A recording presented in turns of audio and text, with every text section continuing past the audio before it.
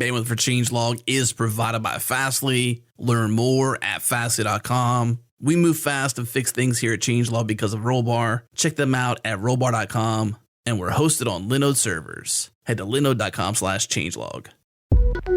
This episode is sponsored by our friends at Rollbar. How important is it for you to catch errors before your users do? What if you could resolve those errors in minutes and then deploy with confidence? That's exactly what Rollbar enables for software teams. One of the most frustrating things we all deal with is errors.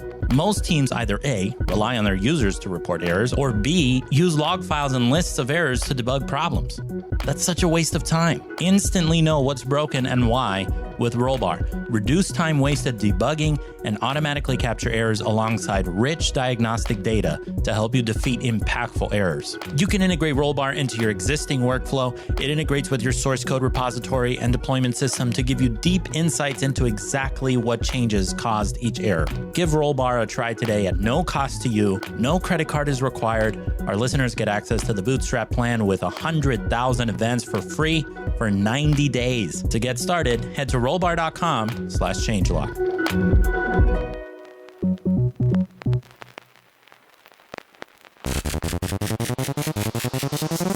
Welcome back, everyone. This is the Changelog, a podcast featuring the hackers, the leaders, and the innovators of software development. I'm your host, Adam Stacoviak, editor-in-chief of Changelog. On today's show, Jared and I are talking about Gatsby.js with Jason Lengstorf. Jason is a developer advocate at Gatsby. Gatsby is a blazing fast static site generator for React. And we talk about that term too and how it applies to Gatsby and maybe even how it's misleading. We talked about their recent raise of $3.8 million, a seed round that takes them from open source project to full-blown startup. They're hiring, by the way. We also talked about the building blocks of Gatsby and how they all fit together, the future of web development on the JAMstack, which is JavaScript and APIs, the importance of site performance, site rebuilds, getting started, and how they're focused on not only building an awesome product, but also an awesome community.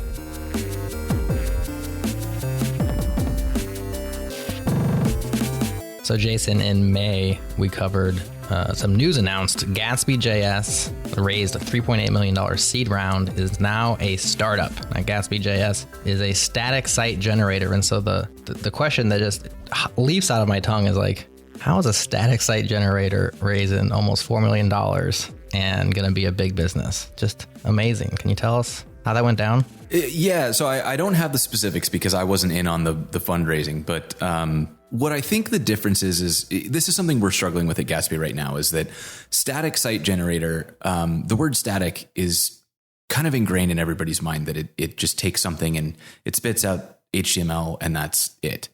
And the reason that I think Gatsby was able to grow into a company that got venture funding is that most static site generators, you take some data, you process it, you spit out some files. What Gatsby's doing is a little bit beyond that on a couple fronts. So the biggest one is we're very performance focused.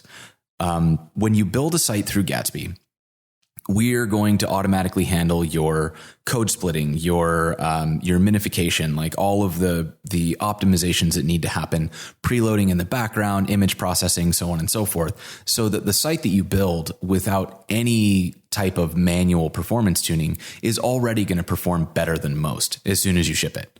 And that's even more important, like I don't know if you saw here a couple of weeks ago, or I guess it was not that long ago, there was an announcement from Google that they're going to start using mobile page performance as an indicator in your search engine rankings, which is, that's going to be a big deal. And so that's something that Gatsby is very well suited to handle. The other thing that we do that I think is one of the reasons people are very excited about it, Gatsby is able to act as a universal data consumer. So we can take data from pretty much anything that it can expose a JSON object. We can take, database, we can take markdown files, we can take your, any REST API endpoint. We can even take like an Excel sheet, like Google Sheets, and we can consume that and we put it into a central data endpoint, like a GraphQL endpoint. And that means that developers, when they're working on a Gatsby site, they always have a really uniform surface to work on. They're working in React and they're grabbing data from GraphQL. But what that means for content editors, and this is where we think the big change is. Content editors, like the content team is working in WordPress, the sales team is working in Salesforce, the developers are writing docs in Markdown, and nobody has to change their workflow because Gatsby can consume all of that and make it so that the front end team is just able to build this amazing site that's very uniform and a completely cohesive experience, despite the fact that data is coming from all over the place.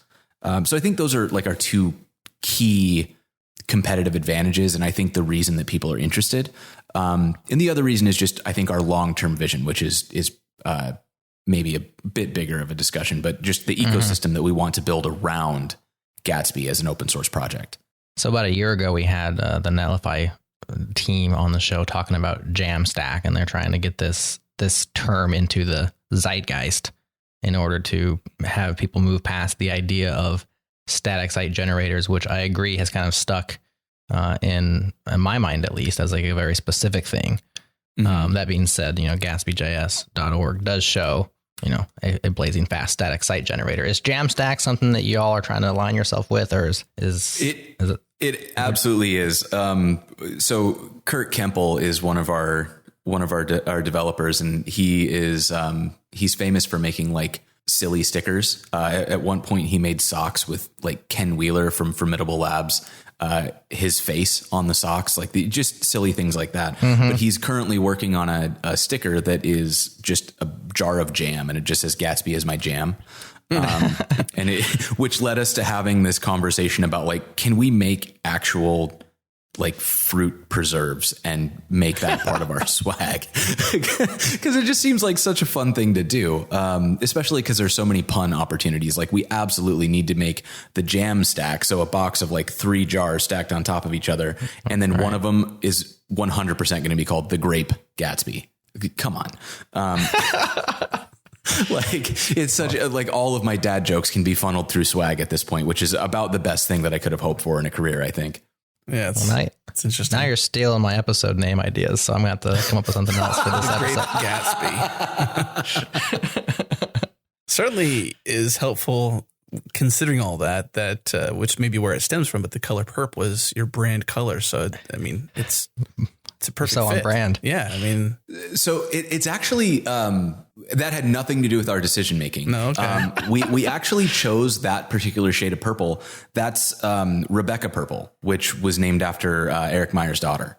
So it's kind of a little homage to, the stuff that he's done for the web and just, we were playing with brand colors and somebody came up with purple and we were like, well, we should use Rebecca purple. And we've kind of adopted that as like the core of our palette. Wow. So you have big ambitions with static site generators, open source projects, like things like these don't usually start with the big ambitions. Like sometimes it grows. Some people start with like huge ambition.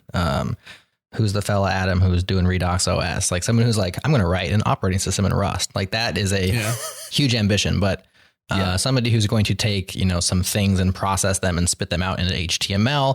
Many of us have kind of done that. Like we were in our own little, site generators. And so there's lots of these things.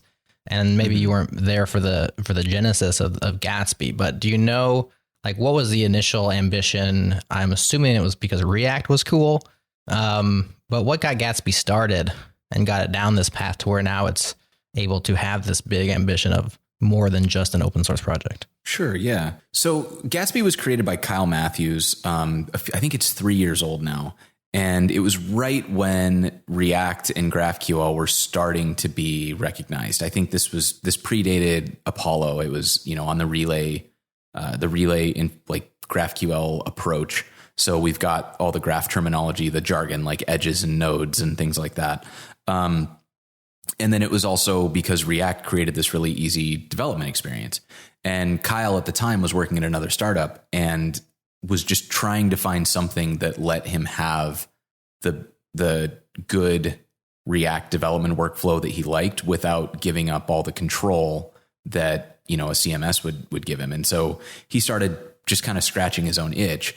And over time it expanded and and there was a plugin ecosystem and people were getting excited. And I think he was very fortunate to have just backed 2 technologies at the right time to have a good influx of like early adopters to help push the project forward. And we had, amazing input from people all over. Like the Facebook team has contributed. The GraphQL core team has been involved in discussions. There's been it was a really good, like an intersection of like, Kyle's a very good developer. The timing was great for the technologies that he chose, and the community was ready for something that could move beyond the limitations of something like WordPress. This is about the same time, I think I might have my timelines mixed up here, but this is about the same time that headless CMSs started to become something that people were like really interested in. So it was just a lot of like good timing mixed with a solution that was flexible enough to adapt as people were coming up with newer and better ideas. And now it's grown into, I think about the time V1 hit, it had just seen this, there was just this amazing core group. We had hundreds of developers at that point contributing to the Gatsby core. And that's about the same time that Kyle started thinking, hey, maybe this is like a business. And that was, I can't remember when V1 was released, but in 2017 was when they started, Kyle and Sam Bhagwat, who's the co-founder. They started really talking about this in earnest and shopping it around and talking to people about their broader vision to get Gatsby funded into a company. When you think about that, sure, okay, it's got great uses, but then you got to think about who's going to buy it. So a business is something that actually earns money from sales of some sort, right? So what is the sales for Gatsby? The .com version, the business version. Yeah. So what we're trying to do with Gatsby is like Gatsby as an open source product is not really going to change. It's going to stay open source.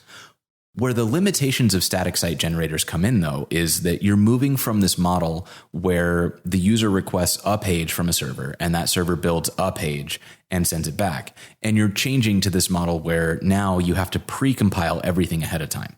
And when you're dealing with a small site, that's not a big deal. But when you start dealing with tens of thousands of pages or hundreds of thousands of pages, suddenly you're looking at like these build times of 5 minutes, 10 minutes. In extreme cases, we've seen like an hour to build a static site. That's totally fine if you're pushing to master and then you get to walk away and like the changes go live when CI completes.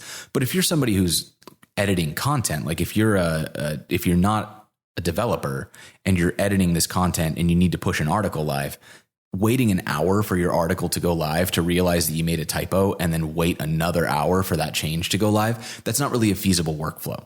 So what we're trying to do is we're bringing in some back-end ecosystem, things that require server resources and things like that, to make sure that people have a ready-made system to build static sites extremely quickly. And that's the part that we're selling. So we've got standard things like enterprise support contracts. So if you're building a Gatsby site, you can hire us. We'll come in and consult on architecture, et cetera, et cetera. You can also, in the future, we're getting ready to launch an alpha. We are doing cloud-based preview, where effectively somebody who's non-technical will be able to edit a Gatsby site that's in develop mode. So when they make a change, they'll be able to see those changes live as they make them, rather than having to install it locally and build the site. And then we also want to build an infrastructure that would allow for, extremely fast rebuilds, so that an enterprise client, somebody who's got like a Wikipedia sized page, will be able to make a change and see that change go live near instantly. So we're trying to create the infrastructure that works around the limitations of statically building sites. So that puts you in competition with a Netlify then, or not? I don't think so, because Netlify is solving a different use case. Like Netlify is an excellent platform for the vast majority of people who use Gatsby. We're going kind of further along to very specialized use cases where you've got, a huge team and you've got a lot of people on the team who are non-technical, who need to be able to edit content and see that content live. So that's moving outside of what Netlify even does. That's, now you're like running a server to the side of Netlify. And when they publish, you could still publish to Netlify using this system. And then if your site grows to where you need extremely fast turnaround. Like one of the problems that you run into with Netlify is with a big site, they have a timeout and like memory caps. So if you've got a huge site, you'll hit their memory limit or you'll hit the timeout, which I think is around 15 minutes, where Netlify is like, hey, this exceeds what we're willing to deal with. And they just kill the container. And then your build fails. And now, you have to like start it again. You have to eliminate things and figure out what went wrong. And that just makes it a little more hostile to a large team development workflow where you don't necessarily want to have somebody who has to just babysit the build all day. So we're kind of looking to provide a way to step beyond. Like Netlify is an excellent base use case. And then if you push it too far to one end, we want to have the enterprise grade build a Gatsby site solution. So it's going to be highly tailored to us, highly tailored to using Gatsby. So, it's not something that we think Netlify is really going to be interested in doing because it's extraordinarily coupled to our particular platform. That makes sense. There's a lot of these generators out there, as I mentioned before, and then many of us, cut our teeth on Jekyll. Plenty of people still using Jekyll today. If you're publishing to GitHub pages or even to your own site, I know for myself personally, my blog is still on Jekyll, which is why I don't write for it anymore. Because over time, as I got enough markdown files in my repo, it just took too dang long to compile, and so like the writing process became painful, and so that's my excuse for not writing it quite so often. But when it came to speed, like Hugo came around, and I'm not sure exactly when Hugo came out, which is a Go based static site generator, which is blazing fast as well. I'm just trying to think of comparisons and like what makes Gatsby stand out. And so there are other blazing fast static site generators, and so to me it seems like the big differentiator beyond that is the React and the GraphQL as kind of these core components that are burgeoning and people are excited about. Have you found that a lot of like the blazing fast is nice to have and is definitely a feature, but do you think people are coming for blazing fast or are they coming for React and GraphQL? Well, I think the answer to both is yes, but I think there's a distinction that should be drawn. Hugo is an extremely fast build. Yes. But Gatsby is a blazing fast product. So like the build process for Gatsby is actually slow. That's something that we're actively working on. But compared to competition like React Static, Hugo, we're actually one of the slower build processes. The blazing fast in Gatsby's case is that we've got such a finely tuned build pipeline, like the stuff that we're doing with Webpack and code splitting and preloading and all these things. The site that comes out the other end is basically going to ace that Lighthouse audit right out of the box. Whereas a Hugo site absolutely can. I used Hugo before I switched to Gatsby a little while ago, and my Hugo site did pass the Lighthouse audits, but I had to manually do that. My Gatsby site, I didn't have to do those any of that manual tuning. It just did the stuff right away because that's what Gatsby is optimized to do. So what's the stuff? So there are a few things that you're going to be expected to do to pass the Lighthouse audit. The first one is like, you don't want any blocking scripts. You want to make sure that you're only sending render critical stuff down to the viewport. So basically not rendering anything off screen. You're lazy loading your images. You've got like the proper code splitting so that you're not loading CSS. It's not being rendered on the page. You're not loading JS. It's not being rendered right now. And all of this is possible to do with Webpack and various JavaScript modules. So what Gatsby's doing is it's pre-configuring these things. So we look at your routes based on your individual pages, and then we can tell, because it's React, when we do the static rendering, we know what's on the page, what's actually visible, and we can split the code accordingly so that you only receive, like, even if your full page bundle would be, let's say, like 2 or 3 megabytes, we can send down 300 kilobytes total of HTML, CSS, and JavaScript that gets that initial page rendered. And then in the background, we'll load everything for your about page or your footer that's not visible right now, the images that are off screen. All of that stuff happens after you get to your initial paint, which means that on 3G, the guideline that is put forth by Google is that if your site doesn't load in 3 seconds, you're going to lose 50% of your visitors. Yeah. On 3G, I think the last average that I saw was that sites are taking between like 12 and 16 seconds on 3G on average. A Gatsby site, on the other hand, is going to take like 1 to 5 seconds, depending on how much stuff you're putting on the page. So, and that's just what we've baked into the core. And obviously you can make decisions that will make your site slow. We've seen some Gatsby sites that are scoring like 0 on the Lighthouse audit, and we've reached out to the authors to try to help them figure out what went wrong. But by default, if you follow our recommendations and use the tooling that we've built, like our image handling and that sort of stuff, your site is going to probably score in the high 90s on Lighthouse by default. It's a nice bonus. Yeah, so that's the differentiation with that's a heck of a distinction, because when I see blazing fast generator, I think the generation is fast. Yeah. I don't think the end product is fast. Yeah, this is something that, like, when we took the funding, we realized that our messaging was written for an open source project. We put no time or effort into it. So we're trying to figure out how to explain this in a way that doesn't we don't want to get hypey, but we also want to make sure that we're being clear about what we're saying. And like blazing fast it's true, but we want to make sure that people know how it's true, because I've had that's a very common misconception that like when Hugo is fast and Gatsby is fast, it's fast the same way, and that's actually it's a very different way of being fast. I'm just looking through some of the things you're saying here. You're saying future proof, at least on the .org. So you got .org.com. So for listeners, you can see both those, GatsbyJS.org and .com. .com is the business. .org is the open source, but you got future-proof, progressive. I'm just looking at some of the adjectives you're using here. Scale to the entire internet. Talking about scaling your servers, speeding past competition. Well, not scaling servers. It's actually removing the need for servers. One of the things that we really want to do is because of the way that static sites work, you don't need a server. You can actually take an enterprise level application that's run through Gatsby, put it into an S3 bucket and use CloudFront, or put it on Netlify, or put it on whatever, any kind of CDN, and host the whole thing with no servers. We just ran a case study on a company called, I think, Escalade Sports, that they were paying $5,000 a month in hosting. They reconfigured to use Gatsby with, I believe, Contentful as their backend, and like some Lambda functions to handle any backend processing that needed to be done async. And they went to a $5 a month hosting bill. $5,000 to $5. That's crazy.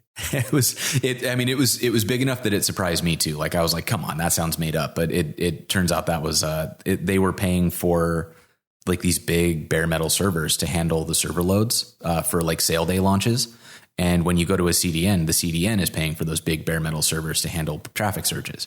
So you're basically you're already paying in your CDN fees for that kind of traffic. And typically most of us never use it. So basically we're all amortizing the cost of like big sale day launches for other people on the same CDN. So yeah, it was extraordinarily cheap for them once they cut out the need for those traffic resistant servers.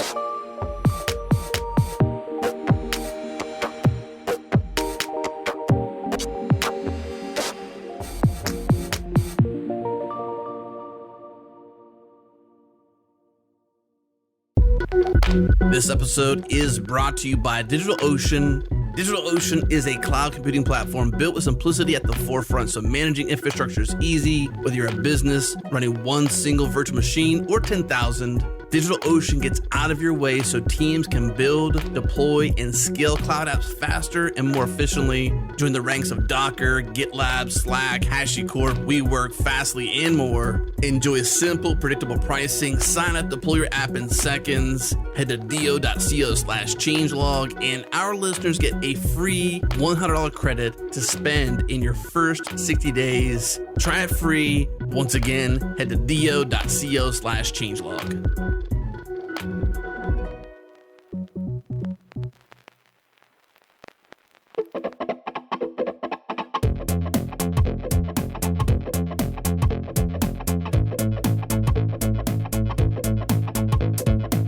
So Jason, let's talk about some of these moving pieces. I did go through the tutorial today, and I npm installed Gatsby CLI. 211 packages from 105 contributors. So good old fashioned JavaScript open source, just tons of tons of standing on the shoulders of many giants. The three I would name would be React, GraphQL, and Webpack. Are there any other huge moving parts that I don't know about that are, dependencies? I feel like that's a better question to ask Kyle or Mike Allenson or Mikhail. I'm going to murder his last name. Pikowski, I think it is. They're the three kind of like core OSS maintainers. But yeah, React, GraphQL, and Webpack, I would say are the three that are most notable. Yeah, and huge things I think make it stand alone in many regards to some of the other offerings out there. So let's zoom in on the GraphQL bit, because as I went through some of the tutorials, I think this is the thing that stuck out the most to me as being like, oh, this is novel and different. And you mentioned it earlier in the call, kind of in passing, where it's kind of this normalization of data access from like disparate sources, in the file system, a CMS with a JSON endpoint, like all these different places. But inside Gatsby, when you're actually building your stuff out, it's like this uniform GraphQL thing. Can you tell us, A, is that a correct assessment? And B, can you tell us more about it? That's absolutely a correct assessment. And I think if I had to take a guess on what gets people most excited about Gatsby and why they stay, it's this. And it really, so I, prior to coming to Gatsby, I was a front-end architect at IBM. And one of my the big project that I did there was I rolled out a GraphQL layer to one of IBM's products. And it was amazing to watch the shift in velocity for teams that went from using like traditional multiple REST endpoints to load data for UIs to using a centralized GraphQL service as the way to get data. It just fundamentally shifts the way that you build front ends, because there's this context switch when you go from writing a bunch of async calls to load data, and then you're doing data munging, and then you're getting it somewhere where you can actually access it. That's a whole different set of critical thinking that breaks your flow when you're just trying to get data onto the screen. And so when we rolled out GraphQL as a service on these teams in IBM, we saw things that were taking 6 months, more than 6 months to build. Suddenly these timelines compressed to like 6 weeks. And a lot of it was because the developers were no longer switching context. They were looking at GraphQL. They would define GraphQL, the way that it's easy to describe it, this isn't technically accurate, but you basically write an empty JSON object, and what comes back is just that JSON object with values attached. There's more to it than that. There's a little more nuance in there, but fundamentally, like as a conceptual model, that's how you're working. So the developers who are working on the front end, they just say, oh, okay, so I'm building this UI. I need this data. They describe that data in a GraphQL query, and then it's available. And they can test this in a user interface. It's called Graphical. Or they can use the Prisma team has something called GraphQL Explorer, I believe, which is a great tool. But you do this right in the browser, and then you drop that into your code, and it just works. Like you're no longer writing, async requests. You're not dealing with like any of the AJAX stuff that usually trips people up. It's a really, really powerful thing to do. And so Gatsby takes that and kind of moves it to the next level, which is now, instead of having to do all of that work of building a GraphQL layer in-house, you're able to do that through your build tool. So we have, I think the Gatsby ecosystem now is over 300 plugins. Many of those are source plugins. And so you can get, I think there's a Contentful plugin and a Graph CMS plugin and a WordPress plugin and a Drupal plugin, so that you can, at build time, pull in those endpoints and say like, hey, I want all my WordPress data, or I want all my Drupal data.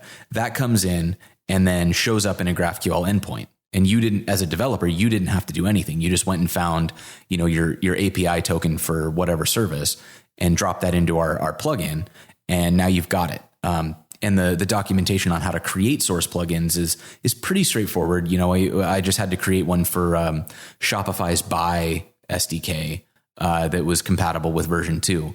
And I think it took me, like a couple hours, because the documentation is like, okay, get an object, drop in the object, and all right, you're done. And there's nuance to that as well. But overall, it just eliminates this whole category of what effectively feels like busy work when you're trying to build a UI. And I think that's like, once you've worked that way, I recently, after using Gatsby for a while, went back and maintained one of the other sites that I built just for fun. And it's got this kind of like async, like fetching layer that's pulling data from all these different places. And I was like, oh, this is a nightmare. I should just convert this whole thing to Gatsby so I don't have to do this anymore. I feel like it really spoils you once you get in and just see how much nicer it is to work with. So in the case of like something like Shopify or something like that, so you're saying that, WordPress or pick your CMS or source of data, you can build a Gatsby site, on your own, but use Shopify data and essentially build your own storefront with Gatsby. Yes, we actually just did this. One of my most recent projects was to build a swag store. So Gatsby, I just got the boxes today, got some t-shirts and everything.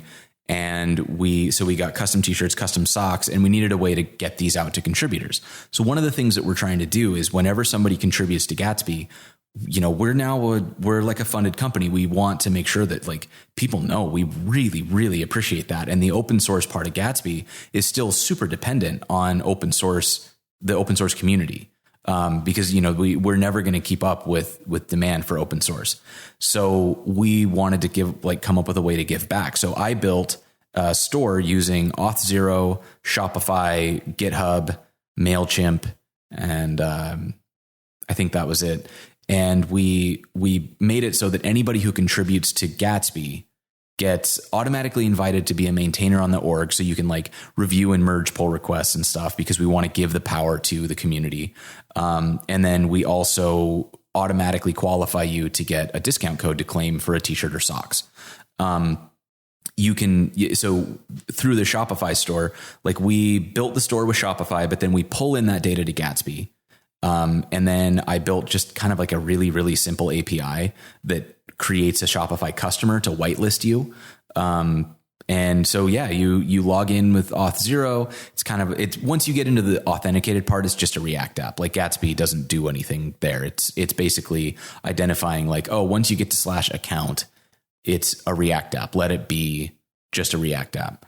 And then on the front end, we're loading in the Shopify products, displaying those, and you can add them to your cart, check out all the same way that you would through a Shopify store, but it's all being done through like a Gatsby React based website. But yeah, that's exactly our intention, is to make it so that literally anything that exposes an API where we can get at the data, we can then consume and put into Gatsby so that you can build a static site out of that data. What happens at product modification time? So I'm thinking, you say you have this exact setup, maybe each product, each t-shirt has its own page on your site. And so at build time, Gatsby would, basically do the GraphQL query or whatever that middle layer is in order for you to write your GraphQL query and get the product information, loop over those and generate a page. What happens when somebody goes into the CMS, into the Shopify side and says, this is no longer for sale? Doesn't Gatsby have to rebuild in order to reflect that in the static side? Is there like a... It does. And Shopify has webhooks. So we build the Gatsby store right now is built on Netlify.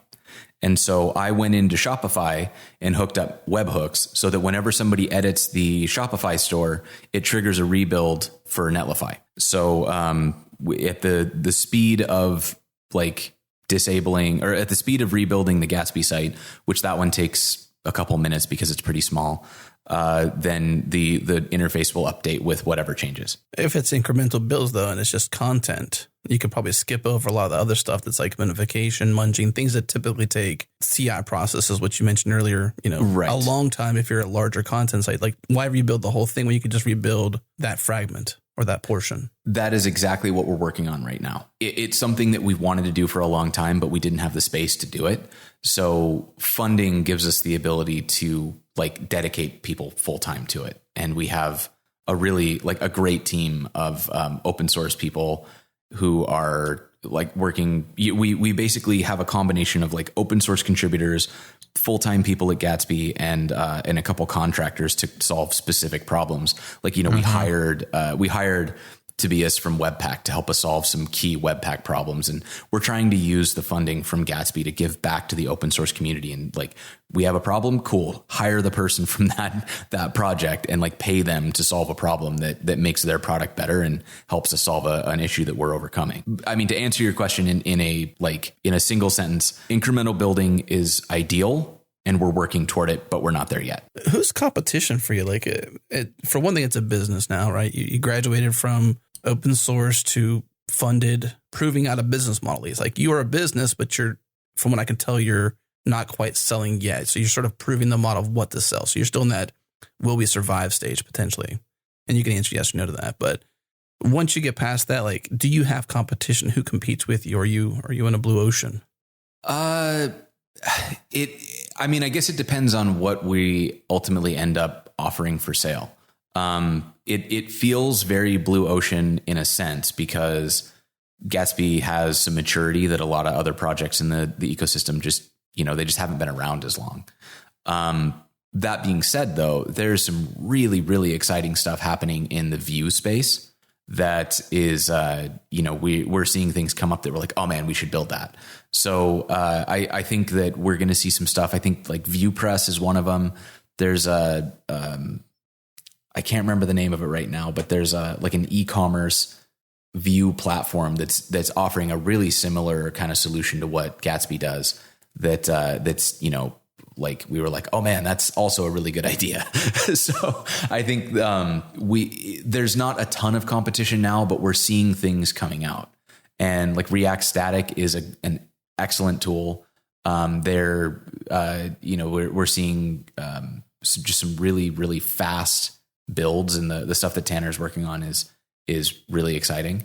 So there's competition, but there's not formal competition. Like, I don't think there are businesses that are specifically pursuing, like, can we auto generate massively performant sites and like do this at scale? I think that is a very, very limited window though, because I think it's coming. Jared, maybe this is more of a question for you, but than it is for Jason, but like, have you seen anything out there like Gatsby where it's like, hey, we'll be the one way to build front ends and one way to build websites and you can get your data from anywhere? Is there anything else out there like this? I don't know. Everybody seems to be like coming to our camp, whereas Gatsby's like, plan whatever sandbox you want to, we'll just be your front end and the way you build your site. And we'll be partners with anybody pretty much out there rather than competition. Yeah. I mean, it might be unique. It might be things that we don't know about. There's some companies that I think are doing similar things, but so like Apollo or Prisma are interesting models in the same way, where they're like, yeah, we don't care where your data comes from. We just want to make it easy to use. What I think is unique about Gatsby is that Gatsby's kind of spanning from all the way in the back, like how do we get data, all the way to the front. Like, here's how you display data. And I think most people are either doing one or the other. So I think we're not unique. I think we just are in kind of a very niche space. So we do the same thing as some companies and the same thing as other companies, but I don't think there are any companies that do everything that we do. Same but different. Let's go back to this idea of the webhooks and the like retriggering builds. Of course, when you get your incremental builds out there, then everything will be faster, and maybe you can even just have your site rebuild once every 5 minutes, and what may. But and what about when you're trying to integrate with a CMS that doesn't have the hooks that a Shopify has or a GitHub has? Maybe, I don't know if Google Sheets has the ability to like trigger a thing when you update spreadsheet data. Are there situations where you're kind of hamstrung because you can't ping Gatsby and say, hey, rebuild? Yeah. And we tend to just solve that problem with like, we solve it with a hammer, we just set up cron job. Yeah. We're finding it's not as common as we had feared to have sites that just like don't play well with webhooks. The thing that's really nice about the modern web is that I feel like companies are much more open to the idea of being part of an ecosystem instead of being the ecosystem. Back in the day, you would have like before WordPress made the decision to become a headless CMS in addition to being just a CMS. It was kind of like, hey, if you're going to use WordPress, you got to go all WordPress. And you would see the same thing with like Magento is kind of like that. If you're going to use Magento, like your data's in Magento, your front end's in Magento. And I don't even think they might have plans, but I haven't seen like a Magento API so that you can get data out. But let's then face it, if you're on Magento, you're probably never going to get off to Magento. Like that's where you are, and that's where you'll live for the rest of your days. But then in contrast, you've got companies like Shopify, where Shopify is like, we don't care. We're going to like handle your products and inventory, and we'll like process orders for you. And if you want to display it through Shopify, great, here are some tools. If you don't, great, here's an API. Contentful, Graph CMS, like they're all doing the same thing. They're these open CMSs. And then on the back end, you've got things like Netlify, where Netlify is like, yeah, we want to host your stuff, but we don't care where it comes from as long as it's like files. And I think that's really, really exciting that companies are starting to realize that like specialization and collaboration is really the trick, because then we can all deliver one piece of a fantastic experience without having to also deliver every other piece of that experience. Because, you know, we've seen it happen over and over and over again. You've got a thing that does one thing really well, and then you try to make it do all of the things so that you can be competitive in the market. And inevitably all of those other things suck, or your main thing starts to suffer because you're diverting too many resources to the other things. And that, you know, I'm really happy that that's no longer like a default business model. Well, this seems like the ultimate sample it wherever you want kind of mentality, where like, if this is the way you build your site, but you can get your data and things from anywhere else, when, Shopify tanks, which it never will, of course, because it's awesome. It's ran by phenomenal teams. But let's say it changes its business model to something you don't agree with, and you want to move to something else. Well, you could probably do that so long as you're willing to do all the product movement, stuff like that. But just point your site to a different place for your data. You can easily move to something new or sample the most modern way to do things. It seems very logical, but it took a long time for somebody to come up with this idea of Gatsby. Yeah. I mean, it's, I think one of those things, it was just like, it fit a need at the time when that need was capable of being met. But I mean, it opens such exciting possibilities. Like, for example, if you had a WordPress site and you just had years and years and years of WordPress content, but you wanted to migrate over to a new CMS, traditionally you would have to find a way to do that migration. You'd have to like get a dump of your WordPress database and shape it to whatever the new CMS's thing was. And of course, a lot of CMSs are going to offer that WordPress import. But with Gatsby, you don't even have to do that. You could just import the WordPress stuff and build it into your blog, and then import the new CMS stuff, and like new posts from that blog get built in the exact same place. And like, time goes on, and that's it. So it just opens these amazing possibilities where you don't have to throw away parts of your tech stack to do other things. You can have a consistent web experience and completely change the underlying pieces without the introduction of tremendous tech debt. I mean, obviously there are ways you could create tremendous tech debt, but this is, if well considered, you can shave off a lot of migration paths and in like huge projects to move old content that's not really important, but is too important to throw away, to a new stack just so that it can be archived there, You got some examples on your site. Is there any outliers or anybody that's maybe known to our audience, a very developer audience, that is already using Gatsby to do some really cool stuff? Anybody that's, like you'd mentioned, a $5,000 hosting bill to $5, anything that's similar to that where they've been able to prove a lot of what you're saying? Yeah, I think a couple cool examples, like one that I love is the React docs are using Gatsby. And so they're doing things like using different Netlify branches or deploy previews as a way to show different versions of the content. So rather than having to build like a full separate instance of the site, they just grab a commit, and that commit becomes like the frozen in time version of like the React version 15 docs. Another really cool example is that I think I hope I'm getting the name right. Escalade Sports. They built a site called CajunBowfishing.com, which uses, I don't know if it's Salesify or Salsify, but it's like a product coordination thing. I don't know. It sounded very, very powerful. And it was clearly something that I didn't quite grasp how they did it, but it coordinates product data from all over the place. But so they're pulling this like archive of data from all over the place and updating their site without having to rewrite a bunch of their backend. Or even like a kind of a silly example, Ryan Florence of React Router fame has recently started this business called workshop.me. And he didn't really want to deal with a CMS. So he has people like submit workshops to him through a Google form. That Google form puts the workshop data into Google Sheets.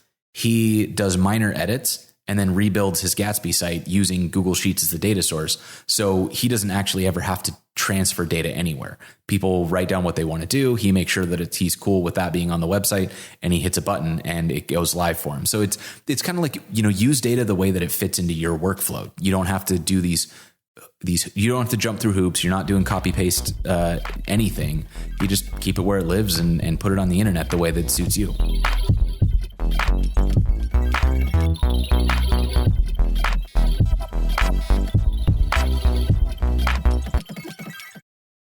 So I have some pretty awesome news to share. We are now partnered with Algolia.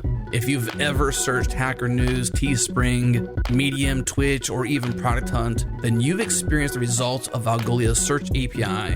And as we expand our content, we knew that one day we'd have to either roll our own search solution on top of Postgres, or we could partner up with Algolia. And I'm happy to report that phase 1 of our search is now powered by Algolia. We're able to fine-tune our indexing, gain insights from search patterns and analytics. We can create custom query rules to influence ranking behavior, as well as improve our search experience by adding synonyms and alternative correction to queries. Sure, we could build search ourselves, but that would mean we would be busy doing that instead of shipping shows like you're listening to right now.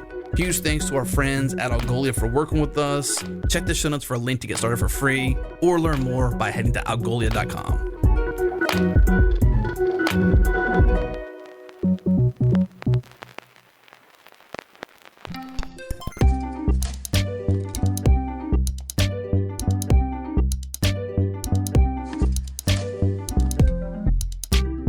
So Jason, with all things, surely it's not all rainbows and unicorns. I know we've been talking about the stuff that gets excited, and I'm excited about Gatsby. It seems like there's tons of potential here, but being so close to it, I'm sure you know some of the warts, some of the drawbacks, some of the cons.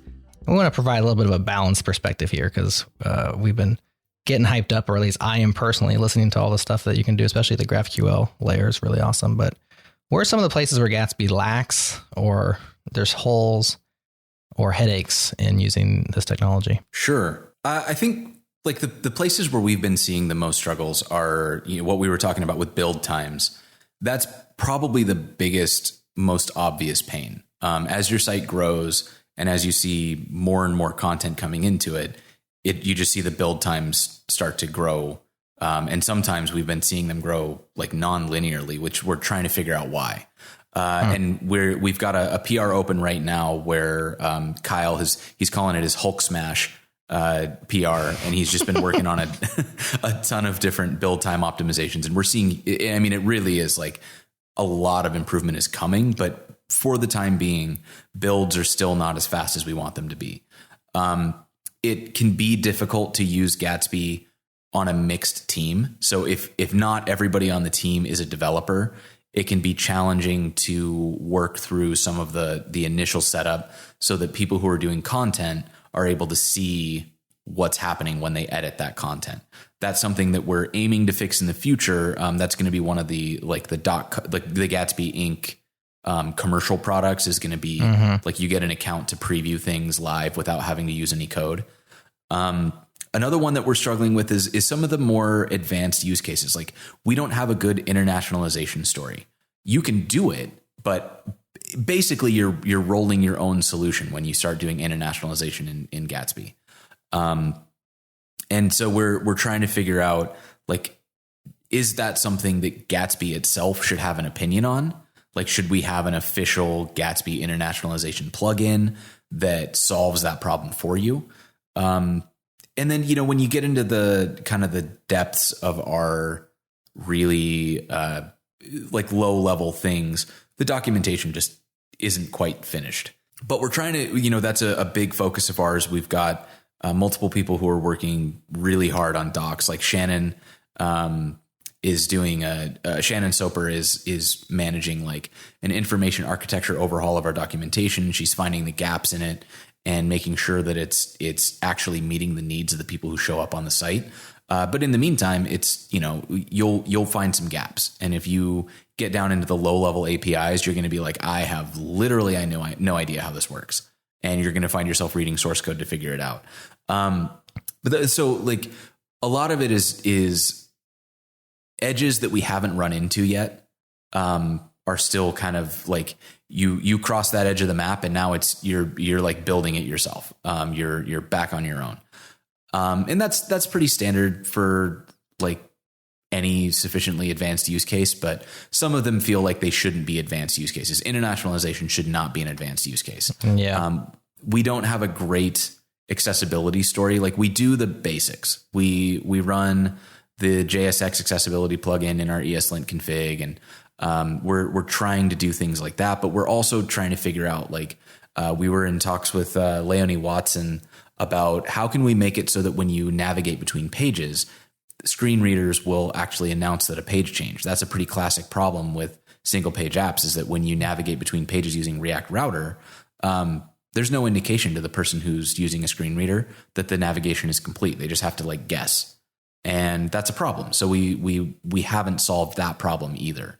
But it's something that we're working toward. And it looks like Ryan Florence, I believe, is working on something called Reach Router, which I believe solves that problem. So we're going to try to migrate over to that to have a better accessibility story inside of Gatsby as well.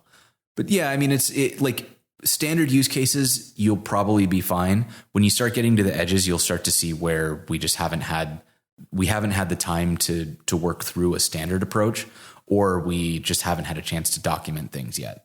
I think the accessibility bit would be huge to bake that kind of stuff in, especially now that we have, the Firefox dev tools, added an inspector, we'll have better auditing for these things. And accessibility is really hard to get. I mean, performance is accessibility in certain ways, but it's a hard thing to do well and often. And so like the more that tools give us the ability to, be winners and not losers in that, you're going to empower a lot more people to have much better experiences. So that would be something that I think would definitely differentiate it.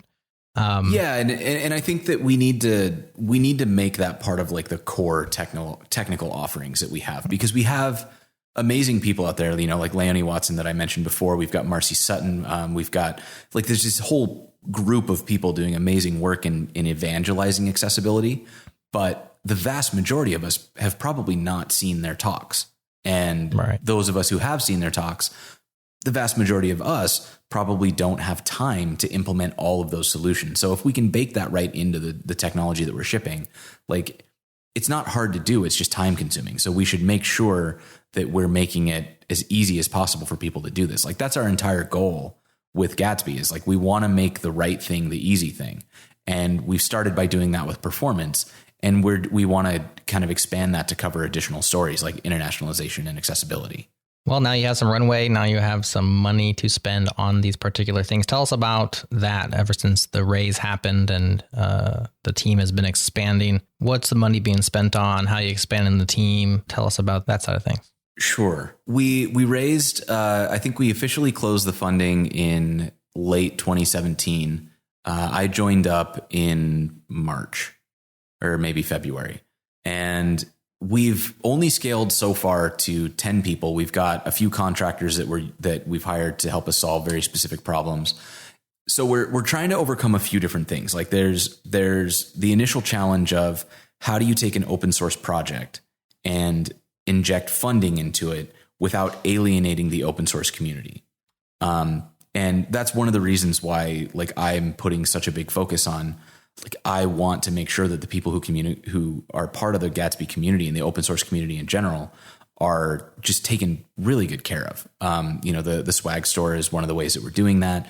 We just started a program where me, Kyle Matthews, Mike Allenson, Mikhail Pikowski, Kurt Kemple, we're all going to do community pairing hours where anybody in the community can ask for just basically say, hey, I'd like to pair up with you for an hour. We'll get on a video call with you. And, ostensibly we're going to work on something Gatsby related, but honestly, we just want to help people in the community. So what can we help with? Let's debug something. Let's get started on your first Gatsby project. Let's build something together, to just try to pay it forward into the community and give back, because open source is the reason that we're able to do what we're currently doing. And we want to make sure that goes back into the community, and that we are spreading as much of that love and appreciation as we can back into the community, as opposed to becoming a place where it's being soaked up. We want the value to stay distributed. And then we're also trying to figure out how do we scale properly? We started out by hiring people directly from the open source community. But that has advantages. We've got people who are extremely familiar with how Gatsby works technologically, but it has disadvantages. People who work on GitHub are predominantly white males. And so we have a disproportionately white male team right now. And so now we're trying to figure out, okay, how do we work with underrepresented communities?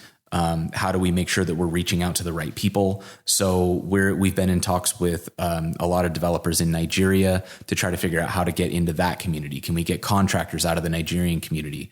We're in talks with a group in Portland where I live called Women Who Code, and we're attempting to put together some workshops to try to train. So I'm going to run one workshop, but I'm going to have somebody from this group work with me as a TA. And then the next time they'll lead the workshop and I'll work as a TA. And the third time I'm not going to be there at all. They'll be able to just run that workshop. So we're trying to train up people in the community to be kind of on, be able to take value out of Gatsby on their own. And hopefully we'll be able to hire those people and grow our team in that way. So we're doing, how do we do that in a way that is, sustainable, that's going to help us grow and make sure that we're not tripping over our own feet. There are a lot of really, really interesting and really not related to code questions that we're trying to figure out as we scale, which is both extremely fun because we get to look at okay, we've always worked at companies, and I don't know if you've had this experience, but every company I've ever worked at, except the one that I owned, I sit down and I look at the company and I go, oh, I could run this better. Here are all the reasons my boss is an idiot. And now we're in this situation where we are that idiot boss. So that's right. We get to put up or shut up. How are we going to make the company that we always wanted to work at? And, what are we going to do to make sure that this is a company that not just I want to work at, but that everybody wants to work at? How can we make sure that when we open a job opening, we get flooded with resumes from literally everyone, every corner of the internet, every different group, we want to be that company. And so we're trying to solve that puzzle. How do we make amazing technology that people are really excited to use? What do we do to incentivize the internet at large to use Gatsby as their technology of choice? And beyond that, how do we make a Gatsby into a company that is a model company for the tech world, for companies in general, that is a place that people are excited to work at? That, if you say, hey, I work at Gatsby, people go, oh man, I'm so jealous that you get to work there. That sounds so awesome. Really, this is the most terrifying and most exciting challenge that I've ever had. And I think that everybody in Gatsby right now shares that excitement and terror that we really want to get this right, on all fronts. And so we're, I've been reading books, just ravenously reading books on team culture. How do you make communities welcoming? How do you make people feel safe? I'm I was on Twitter, hey, help, send me books so that I can be less of a jerk to my team and more make people feel comfortable giving me feedback. It's I don't know, man, I'm terrified, but I'm also having a lot of fun. Where does community live at for you? I mean, is there a central place where you do community? Is it in Slack? Is it in issues? Is it spread around? Where does it typically happen? And how do you get that feedback from the community to know if you're doing it right or not? It's largely happening in GitHub issues and Twitter right now. And we haven't really had the chance to think through how to centralize that, because we want to have a way for people to do this well. And maybe that's GitHub issues, but then GitHub issues can be a problem because not everybody who can contribute is necessarily going to be a GitHub user. We could potentially use something like Discourse or one of those types of community services, but we're not sure. If you've got ideas, I'm all ears, because we aren't quite sure how to scale properly. Well, the one idea I would give, and Jared, you've heard me give this advice every single time when we have this kind of question or have this conversation around community, is like, you've got to put a community link in your main navigation, right? Like if people got to find it, search it, or like ask the question like me, where's it at? Then, it's your first step is shooting yourself in the foot. It's like, if there's no community button that says, hey, here's where you come to find out where it begins, then that's your first step there is kind of identifying that. Because if you Don't mind me, I'm just taking notes in the background. I mean, I do see Discourse as an icon over to the right in the .org's main navigation, but to me, I feel like when you put a community link in your navigation, it's like it's an invitation, right? Yeah. And then you say, here's who everyone's welcome here. We get this right because I had thought through this, and we do have community in our main navigation, and we do say, hey, everyone's welcome here. Like this is where you can hang your hat. This is where you can hang out with fellow developers, ask questions, whatever. Like, you're welcome here. And I feel like that's a core step to getting it right. And if that's so important to you, that could be a first step for you. But, I love that. But getting it right, though, I mean, I don't think there's any sort of perfect recipe to say, hey, here's how we get community focus right, or here's how we welcome people, or here's how we build a company that people are jealous of and they want to work at when they hear that you work there. But the pair programming thing is pretty interesting. It gets people on board faster. You kind of knocked your docs a little bit. I think your docs they're not as fully featured as you want them to be, but they're so easy to navigate. I think you've done a really great job on that front there. In terms of scaling your team, I mean, geez, that's every startup's hardest part is scaling, right? Right. Yeah. No, I definitely agree with you. And, I think when I hear this from probably any other startup, I'm like, yeah, that sounds hard. Now that it's me, I'm like, oh my God, we're going to get this so wrong. I like how you said that's your most exciting and most terrifying, because that lets you know you're in the right place. I feel like that's the perfect combination of doing what you do, what you love, because you're a little terrified of your day. You're a little excited about your day, and you're like, I can get it wrong, I can get it right. And that's the fun part. Yeah. I think that's where I want to live in the Venn diagram, right? Yeah. The overlap between excitement and terror is probably the best place to be in a startup. And it certainly suits my personality best. One of the reasons I left IBM was because it felt like all the decisions had been made.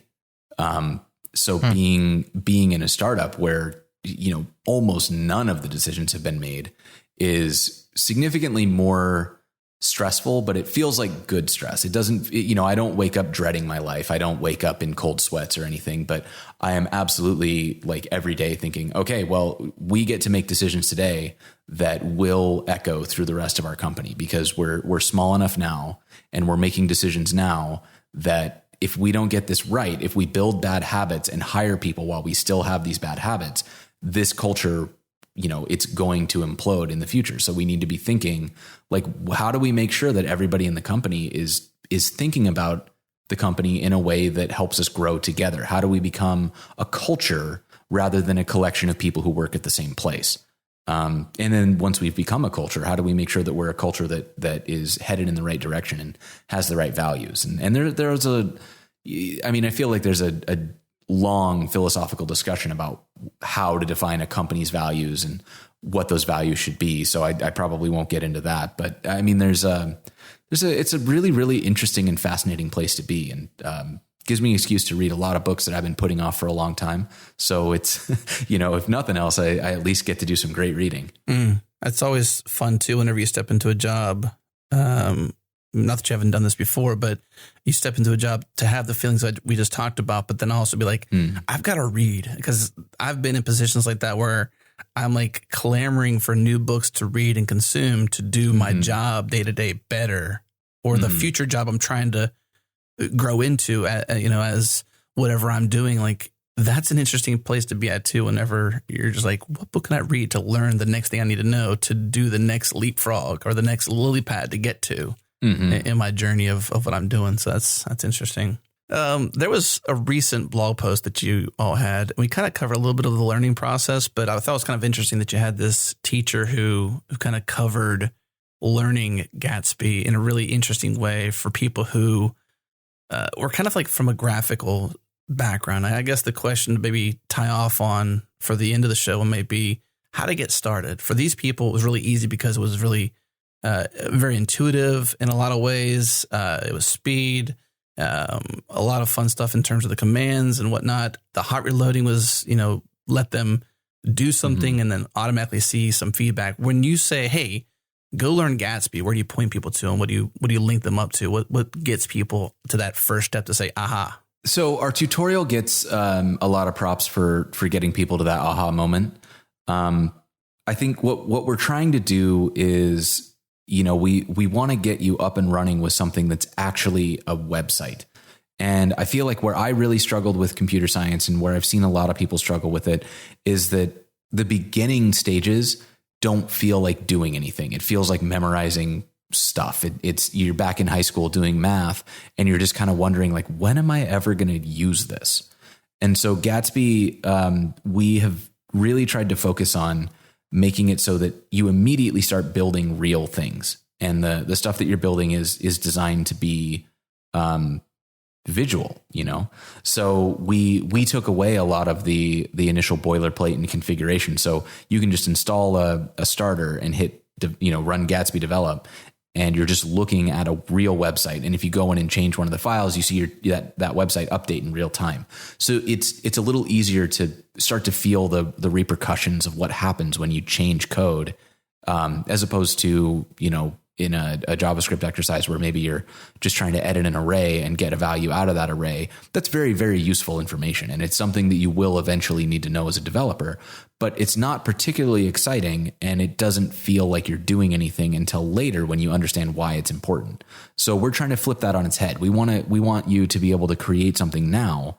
And when you get to the point where you need to know why something's important, then you get pointed to the relevant computer science that'll help you do that. Did that actually answer your question? I feel like I went on a little bit of a tangent. It was a good answer. I mean, what URL do you point to? Is there a /get started? Oh, yeah. There's at gatsbyjs.org/tutorial. Okay. There is, it starts from absolute zero. Like we'll link you out to what is the command line. If you need that. And if you don't, then you just kind of skip ahead to the part where you feel comfortable and we'll walk you through the process of building a site, loading in data, doing styles, doing everything that you would need to build a functional production ready website with Gatsby. We'll make sure we link that up. It looks like it's about 7 different steps or 7 different sections with lots of different sections to dive into, everything from components and CSS to building a page with GraphQL queries, transforming plugins, all that good stuff. Yeah, and there's a really cool pull request in progress right now with Shannon Soper and Florian Kissling, who Shannon's doing our UX and information architecture research, and then Florian is our lead designer. And they are kind of overhauling the way that the docs are set up. So if you're interested in seeing such things, there's a pull request on the Gatsby repo that has the new, there's a preview to see the Netlify branch that has the new docs information architecture. It's pretty cool. And there were some design updates, makes it look really nice. Nice. Well, since you mentioned up next, what else is upcoming that we're not aware of that could be like, whoever's listening is like, I really got to try this. Now you hear this and it's like, I really got to try it. What's coming up? We are trying to get version 2 to stable. So version 2 is in beta right now. You can use it. It's significantly faster than version 1. We added some things that make it less. There's no more magic in Gatsby. We're using the standard React way of doing things now. So there's a changelog that you can look at to see that. But I think the things that I'm really most excited about, we have someone working on putting schema stitching into our GraphQL schema so that you don't have to build a plugin if you already have a GraphQL endpoint. So for example, GitHub already has a GraphQL API. So you can just stitch that right into Gatsby and use it right away. There's no need to put together a source plugin for it anymore. That's super exciting. We're working on some new stuff with images where you can lazy load your images, but generate SVG, like low poly versions, which basically means it starts to look like impressionist art. Like it turns your photo into 12 triangles and rectangles that roughly resemble the image, and then your high res image fades on top of it. It looks amazing. And outside of that, we're just doing the store is probably the other thing that I'm most excited about. We're rolling out a lot of automations inside of the Gatsby organization on GitHub so that we can give people, anybody who contributes to the repo, we're going to have swag available for you as a thank you. And anybody who contributes a merged PR is going to automatically be invited to become a maintainer, which means you'll have the ability to review pull requests and merge pull requests. Like we want to really make sure that Gatsby is in control of the open source community. We always want to emphasize that it is an open source community driven project. It's not like a commercial project that uses like predatory open source practice. And that's a big thing for us. Jason, thanks for coming on the show. I mean, it's been a blast learning about Gatsby. You're certainly passionate about it. And, great product to put out there. Excited to see how it's turned into a business. I'm looking forward to seeing, how you sustain the business long term. Got great ambitions towards it. And I can't wait to see what you guys execute on. So yeah, thanks so much for having me on. This was a blast, and I'm looking forward to doing all that stuff myself. All right, thanks for tuning into this episode of The Changelog, talking about Gatsby.js. Wow, $3.8 million raise to build this from an open source product to a company. Super impressed. If you enjoyed this show, do us a favor, share it with a friend, rate us on iTunes, share a link on Twitter, blog about it. And of course, thank you to our sponsors, Rollbar, DigitalOcean, and our newest partner, Algolia. Also, thanks to Fastly for our bandwidth. Head to fastly.com to learn more. And we catch our errors before our users do here at Changelog because of Rollbar. Check them out at rollbar.com/changelog. And we're hosted on Linode Cloud servers. Head to linode.com/changelog. Check them out. Support this show. Jared Santo and I host this show every single week. We love doing it. The mix and mastering is done by Tim Smith. The beats are by Breakmaster Cylinder. And you can find more shows just like this at changelog.com. When you go there, lots to catch up on. The Changelog, JS Party, Founders Talk, Away from Keyboard, a brand new show from Tim Smith, a brand new show called Practical AI. Lots to catch up on. Subscribe through the master feed.